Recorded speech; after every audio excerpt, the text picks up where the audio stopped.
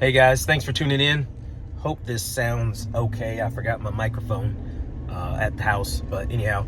So if you guys are doing a renovation, you want to make sure you have a clearly defined scope of work, right? Especially when it comes to doing the estimates.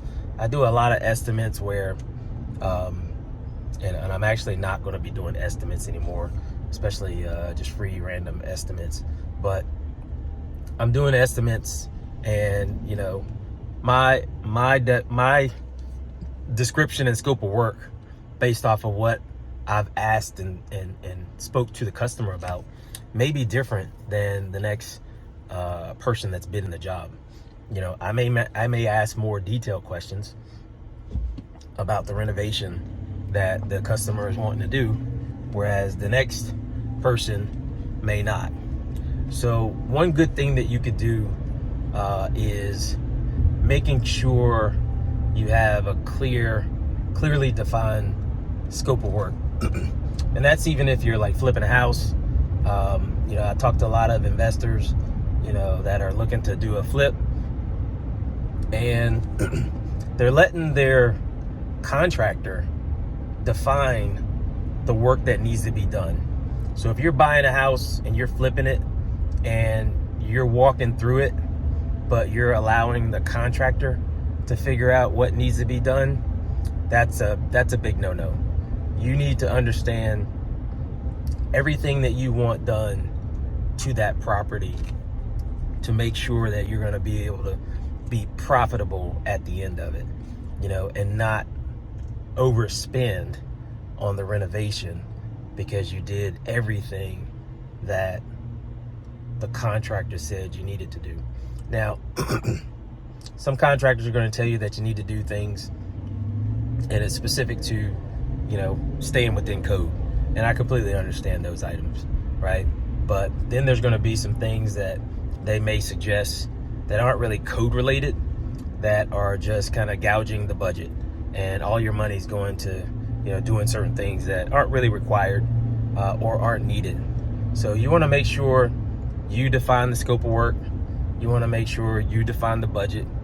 You want to make sure that the scope of work, is what they are bidding when they do give you guys an estimate.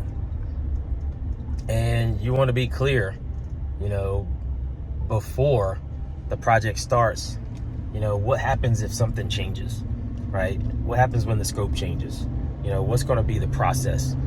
Is the contractor going to be allowed to just go and do those changes without your approval? Or are you going to, have a conversation, talk about the changes, talk about, the budget, how that stuff is going to get paid for, before you proceed? Because, your scope can creep. You can start out doing, one thing, and then next thing you know, you're doing a bunch of other stuff that wasn't part of the original budget. That's happened to me before.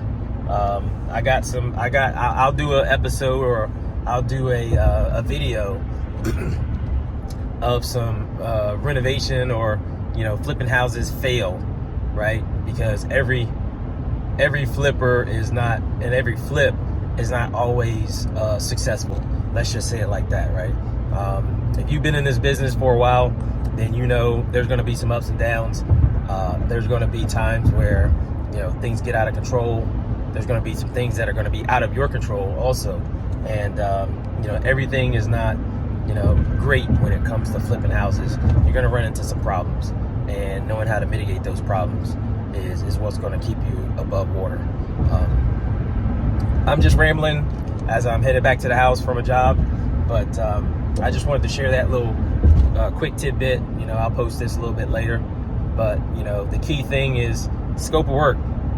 Making sure you understand, what needs to be done on a project, and clearly defining, what those items are. I remember talking to an investor friend in Florida, and the part of their scope of work was to install a front door. And they pulled up to the job site, and they see the front door is installed, but there's no doorknob. And you would think that contractor would understand, if I'm installing a front door, then I need to put a doorknob on it. But in this case, they didn't. So, you know, the investor pulls up to the house, and guess what? Door's wide open. There's no doorknob on the door. So little simple things that you think people should know, people should understand. Sometimes you got to spell it out. And scope of work, keep it detailed, and make sure you don't miss things. And you're gonna miss some things, but the whole point is you need to actively think about the things that you want done on a project and write those things down. Stay tuned, stay locked in, and I'll see you guys on the next episode.